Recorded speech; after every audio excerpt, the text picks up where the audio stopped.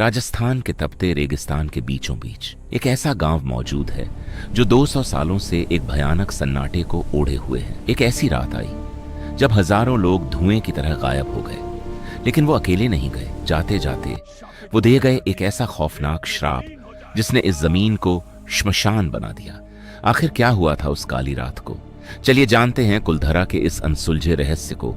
इस रहस्य की शुरुआत होती है 13वीं सदी में, जब जैसलमेर की बंजर जमीन पर कदम पद्धे पालीवाल ब्राह्मणों के। ये महज पुजारी नहीं थे, बल्कि ये उस दौर के सबसे महान वास्तुकार और किसान थे। कुलधरा कोई साधारण गांव नहीं था।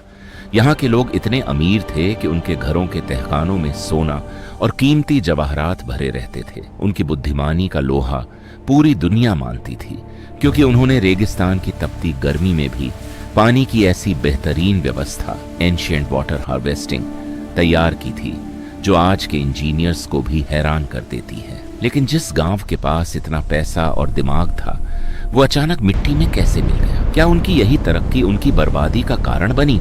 इस कहानी में ग्रहण तब लगा जब जैसलमेर के रियासत के दीवान सालम सिंह की काली नजर इस खुशहाल गांव पर पड़ी। वो सालम सिंह जिसकी क्रूरता के किस्से पूरे राजस्थान में मशहूर थे। दीवान को कुलधरा की मुखिया की खूबसूरत बेटी से प्यार नहीं, बल्कि एक जिद हो गई थी।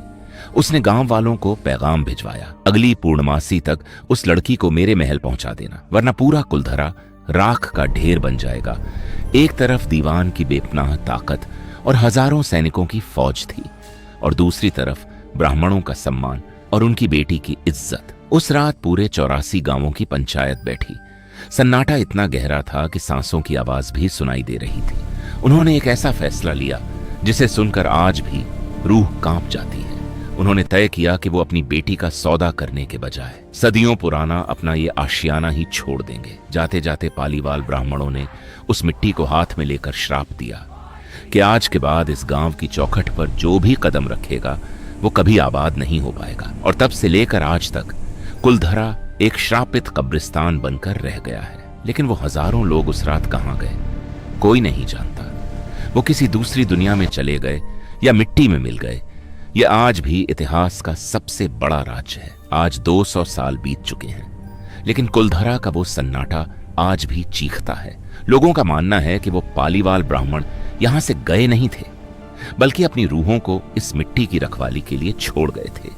आज भी जब सूरज ढलता है और सन्नाटा पसरता है, तो यहाँ की दीवारों से अजीबोगरीब आवाजें आने लगती हैं। जो लोग रात में यहाँ रुके, उन्होंने दावा किया कि उन्हें किसी के चलने की आहट सुनाई दी। कभी चूड़ियों के खनकने की आवाज, तो कभी बच्चों के रोने की गूंज, जैसे कोई आज भी उन वीरान गलियों में भटक रहा हो। ये सिर्फ सुनी सुनाई बातें नहीं हैं। दिल्ली की पैरानॉर्मल सोसाइटी की टीम ने जब यहाँ रात गुजारी, तो उनके पास जो मशीनें थीं वो पागल हो गईं। उन्होंने रिकॉर्ड किया कि अचानक तापमान गिर गया और उनकी मशीनों में ऐसी आवाजें आईं जो किसी इंसान की नहीं थी। कुछ टूरिस्ट्स ने तो यहाँ तक कहा कि जब वो अपनी गाड़ियों में बैठे तो खिड़कियों पर छोटे बच्चों के हाथों के निशान मिले, जबकि वहां उनके अलावा कोई नहीं था।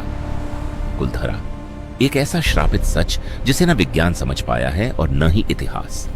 क्या वो ब्राह्मण आज भी अपनी जमीन की हिफाजत कर रहे हैं, या फिर सालम सिंह का पाप आज भी इस जगह को चैन से सोने नहीं देता? अगर आपको मौका मिले तो क्या आप एक रात कुलधरा में बिताने की हिम्मत करेंगे? कमेंट्स में जरूर बताइए, और ऐसी ही और रहस्यों के लिए द मिस्ट्री टीवी को अभी सब्सक्राइब करें।